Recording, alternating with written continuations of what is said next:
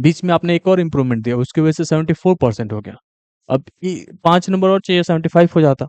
अब इस बार आ गए आपको वापस से 71। इतने सारे बच्चे हैं, कह रहे हैं कि हमने पांचों का गलती से अप्लाई कर दिया, चार का गलती से अप्लाई कर दिया। अब क्या कर, अब मार्क्स इंप्रूव हो गए, लेट से आपके 77% आ गए। आप इस बार जेई में भी अच्छा स्कोर कर रखे हो, और इस बार आपने ले आए 87 मार्क्स, और यहाँ पे 93 मार्क्स। ठीक है, तब ये मार्क्स तो इंप्रूव हो गए, तब भी आपके 4 टाइम एक्स लिख के आएगा। हाय गाइस, अगर आप सीबीएसई का इम्प्रूवमेंट एग्जाम दे रहे हैं तो आपकी बहुत सारे कंफ्यूजन्स हैं, आप एग्जाम छोड़ देते हो, फेल हो जाते हो, या दोबारा इम्प्रूवमेंट के चांसेस मिलते हैं कि नहीं, ये सारे कंफ्यूजन्स को क्लियर करने वाले हैं। इस वीडियो को लास्ट तक देखते रहना, आपको सारा चीज क्लैरिफाई होगा। इवन तो इम्प्रूवमेंट स्टूडेंट्स कैसे अपना जेई की काउंसलिंग वगैरह के लिए जा सकते हैं, ये जो भी काउंसलिंग प्रोसेसेस होते हैं उसके लिए भी हम लोग गाइडेंस प्रोवाइड करते हैं। तो अगर आप पहली बार चैनल पे हो तो मेक श्योर आपने सब्सक्राइब कर रखा है, क्योंकि कोई भी इन्फॉर्मेशन अगर मिस हो जाता है आपसे तो उसके बाद से आपको रिग्रेट करना पड़ता है, डेट्स वगैरह आउट हो जाता है, या कोई एक स्टेप्स भी छोड़ देते हो तो आपके लिए प्रॉब्लम हो जाता है। तो सब्सक्रिप्शन आपको जो सब्सक्राइब करते हो तो उसके चार्जेस नहीं लगते, बट ये आपके लिए बहुत ही बेनिफिशियल हो जाता है। जो सबसे ज्यादा क्वेश्चंस पूछे गए अभी तक इम्प्रूवमेंट स्टूडेंट्स के लिए, कि हम अगर किसी सब्जेक्ट में एब्सेंट हो जाते हैं या किसी सब्जेक्ट में फेल हो जाता है तो क्या होगा। अब जब आप इम्प्रूवमेंट के लिए अप्लाई करते हो तो इसका मतलब होता है कि आपने ऑलरेडी पास आउट है। पास है मतलब कि आप ऑलरेडी सेफ जोन में है, अब आपको कोई प्रॉब्लम होने वाला नहीं है, सेफ जोन में आप हैं। अब ये आपका एक अल्टरनेटिव चांस होता है, सेफ जोन आपने क्लियर कर रखा है, पास हो चुके हो। अब आगे फेल हो जाओ, एब्सेंट हो जाओ, उससे कोई मतलब नहीं है। हाँ, ये है कि आपने जिस पर्पस के लिए अप्लाई किया था कि मार्क्स इंप्रूव हो तो मैं ये कर लूंगा, वो आपका पर्पस फुलफिल नहीं हो पाएगा। बाकी उससे पीछे आप नहीं जा पाओगे। जो पीछे आपने जो भी पड़ाव आपने पार कर लिया है, लेट से आपने पास हो गए हो, 70% है, 73% है, तो वो आपका एज इट इज रहेगा। तो जो भी स्टूडेंट्स अगर फेल हो जाते हैं किसी केस में, लेट्स से कि आपका जो है एफ लिख के आ जाता है मार्क्स के आगे, आपने पहले लेके आए थे 57 मार्क्स फिजिक्स में, और इस बार आ जाता है मान लो 23 मार्क्स, और ये पूरा मिला के थ्योरी प्लस प्रैक्टिकल, तो ऑब्वियसली आप फेल हो गए। तो फेल वाले केस में आपकी मार्कशीट के ऊपर फेल लिख देगा, बट इससे आपका फाइनल मार्कशीट में कोई इफेक्ट नहीं पड़ता। जो आपके पास प्रीवियस मार्कशीट था पास वाला, उसके बेसिस पे आप किसी भी कॉलेज में एडमिशन ले सकते हो, वो आपके पास रहता है हमेशा।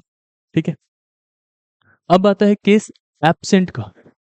इतने सारे बच्चे हैं, कह रहे हैं कि हमने पांचों का गलती से अप्लाई कर दिया, चार का गलती से अप्लाई कर दिया, अब क्या करें। तो इस केस में एक चीज का ध्यान दो, जब हम लोग आपको गाइड कर रहे थे उस समय पे, जब आपके फॉर्म्स आए हुए थे तो उस समय हम बार बार आपको बता रहे थे कि जितनी जरूरत है उतने के लिए अप्लाई करो। बहुत बहुत सारे स्टूडेंट्स ने पांचों का अप्लाई किया, अभी उनको लगता है कि पेपर अच्छा नहीं जा रहा है। जैसे फिजिकल एजुकेशन का बहुत सारे बच्चों के पेपर्स थोड़े गड़बड़ हो गए, तो वो कह रहे पिछली बार मेरे थे 87 मार्क्स, अब मेरे आ रहे होंगे 65 मार्क्स, तो अब क्या करें।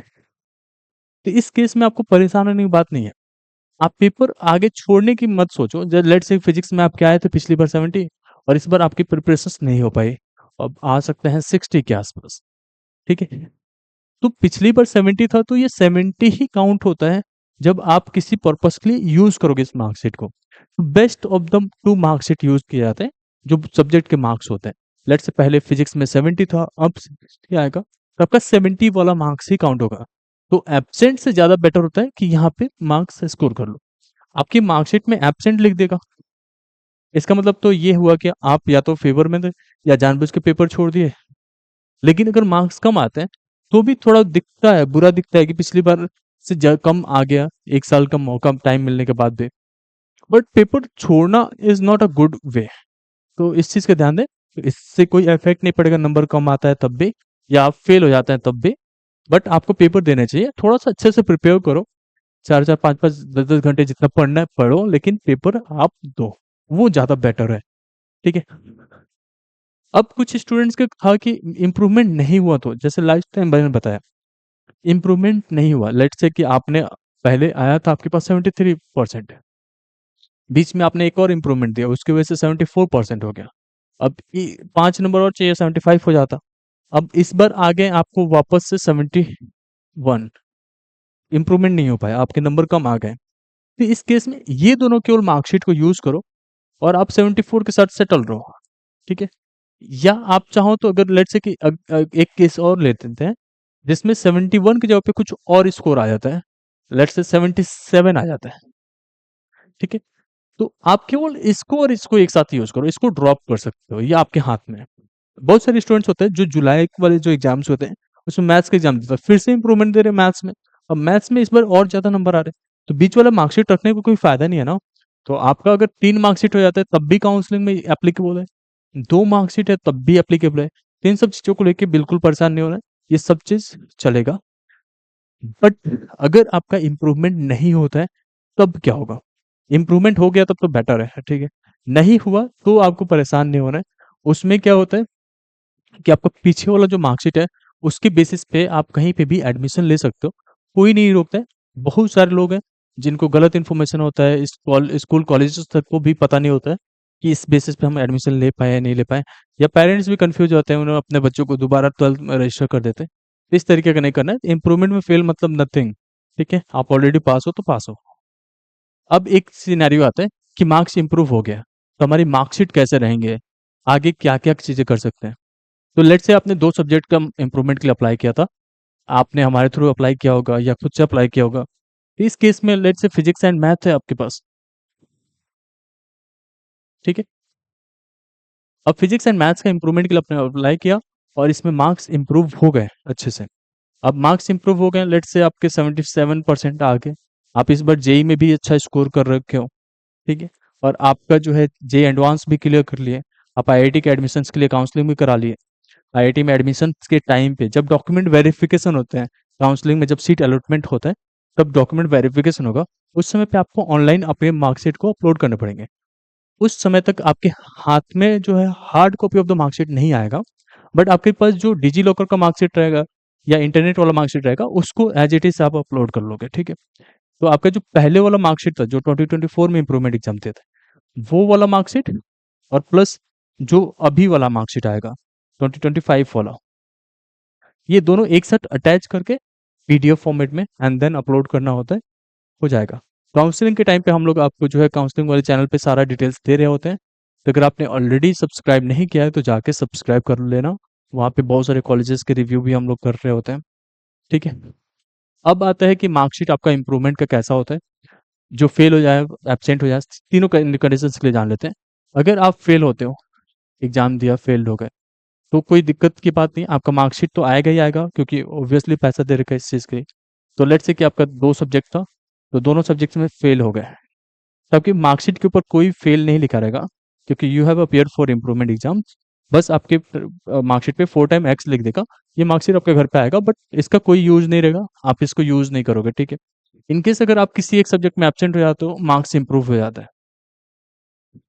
तो 2 मार्क्स, लेट्स से 2 सब्जेक्ट था या सारे सब्जेक्ट थे, उसमें से एक सब्जेक्ट में एब्सेंट हो गया, तो उसके जगह पे एब्सेंट लिख के आएगा। ऐसा नहीं है कि पीछे वाला मार्क्स यहाँ पे डाल देगा, क्योंकि इस बार क्या कंडीशन था वो उस मार्कशीट में दिखना चाहिए।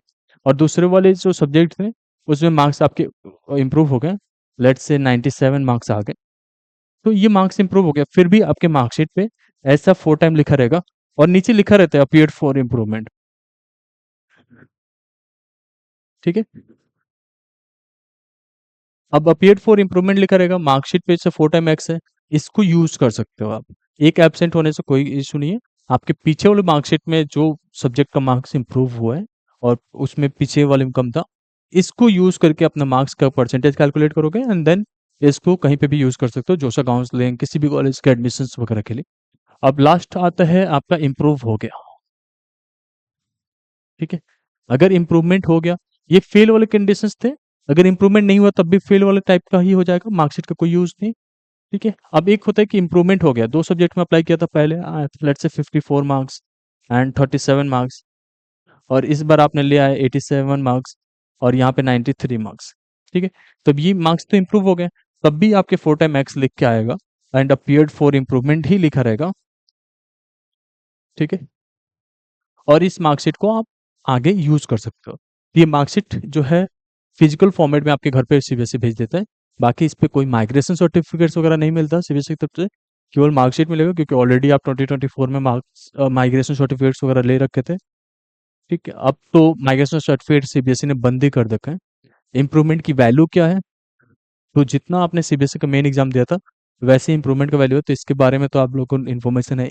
इसका जो है जेईई के लिए भी हर जगह वैलिड होने वाला है।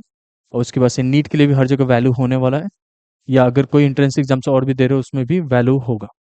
अब बहुत सारे स्टूडेंट्स के ये क्वेश्चंस रहते हैं कि हमारा इम्प्रूवमेंट नहीं हुआ, तो क्या हमें एक और चांस मिलेगा इम्प्रूवमेंट एग्जाम्स देने का?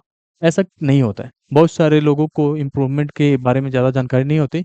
इवन स्कूल भी ये कह देते हैं कि दोबारा एडमिशन लेके आप इम्प्रूवमेंट कर सकते हो, बट ऐसा होता ही नहीं है। जो भी बता रहे हैं वो सब गलत बता रहे हैं, ठीक है?